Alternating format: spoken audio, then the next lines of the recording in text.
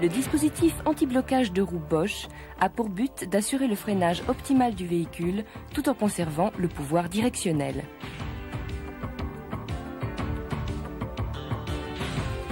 Le circuit de freinage classique de la 605 est en X. Chaque diagonale est commandée par un étage du mètre-cylindre d'Andem. L'assistance au freinage est fournie par un servo-frein à double étage. Un compensateur de freinage asservi à la charge adapte la pression vers les roues arrière. La 605 est équipée de la version 2S de l'anti-blocage de roue Bosch. Ce dispositif comprend un groupe de régulation additionnel, un calculateur et un capteur sur chaque roue. C'est un système additionnel monté en complément du circuit classique. Il permet de conserver le freinage traditionnel en cas d'incident. Les capteurs envoient des informations au calculateur électronique sur la vitesse de rotation des roues. Suivant ces informations, le calculateur décide ou non de moduler la pression de freinage par l'intermédiaire du groupe de régulation additionnel. À partir de ces informations et pendant la régulation, on obtient 3 phases de fonctionnement. Un maintien de la pression, une chute rapide, une remontée de la pression. Le groupe de régulation additionnel module la pression sur chaque roue grâce à 4 électrovannes, une pour chaque roue. En fonction de l'intensité délivrée par le calculateur, chaque électrovanne peut prendre 3 positions. Pas de courant, position repos. Demi-intensité, position moyenne.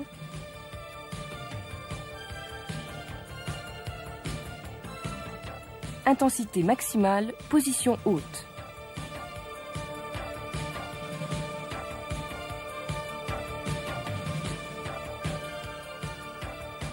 Sur chaque diagonale, un accumulateur basse pression, une chambre de tranquillisation et une pompe de réinjection avec ses clapets complètent le système hydraulique de régulation.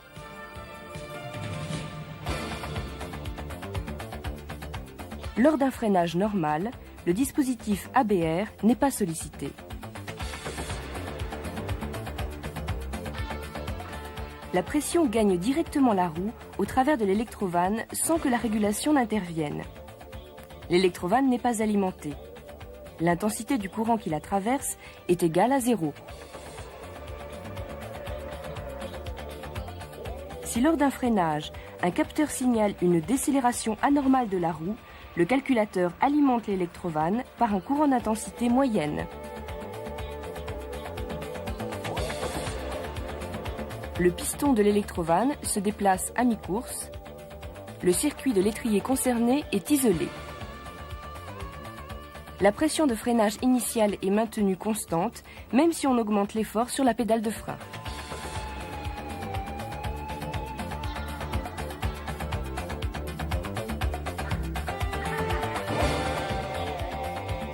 Si une tendance au blocage apparaît, le calculateur alimente l'électrovanne par un courant d'intensité maximale et ouvre le passage entre l'étrier et l'accumulateur.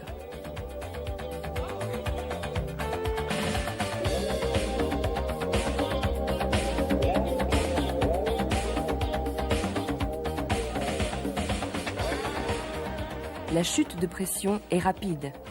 La roue reprend de la vitesse.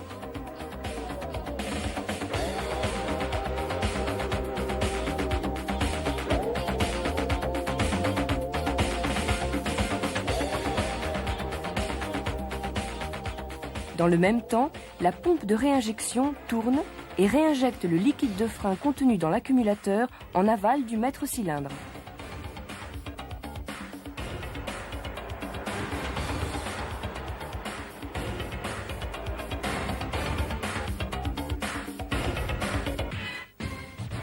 Lorsque l'électrovanne se remet au repos, la pompe s'arrête. Le système ABR n'est plus en action.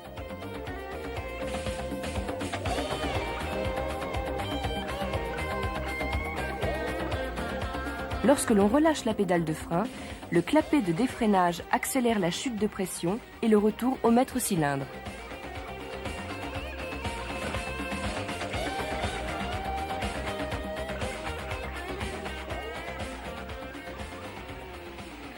En fonction de l'adhérence rencontrée par les roues, le calculateur peut commander 4 à 10 cycles de régulation par seconde. Le système ABR de la 605 n'agit pas de la même façon sur les roues avant et sur les roues arrière. Pour l'avant, le calculateur commande indépendamment chaque électrovanne. Il agit sur chaque roue avant par sélection haute en privilégiant le freinage. Pour l'arrière, le calculateur commande les 2 électrovannes en même temps.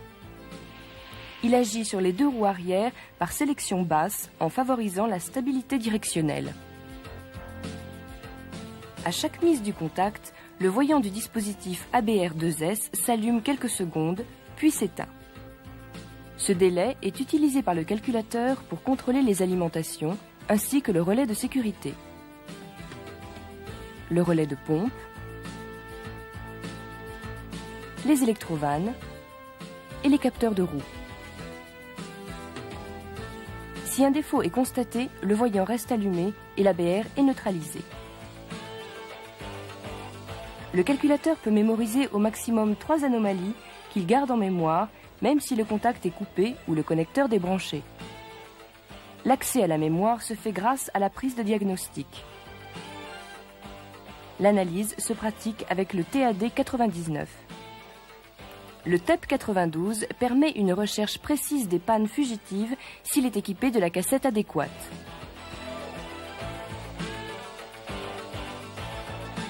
Il permet également de contrôler s'il n'y a pas d'inversion de tuyauterie sur le groupe de régulation additionnel.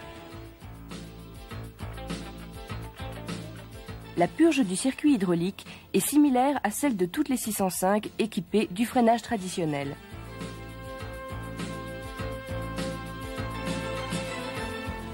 Avant toute intervention, il importe cependant de débrancher soit le connecteur du calculateur, soit le connecteur du groupe de régulation additionnel pour éviter une mise en route intempestive de la pompe de réinjection. Lors de la dépose du groupe de régulation additionnel, il est important de ne pas l'incliner exagérément. En effet, le liquide de frein contenu dans les chambres de tranquillisation risque de couler. La purge devient alors impossible avec les moyens conventionnels.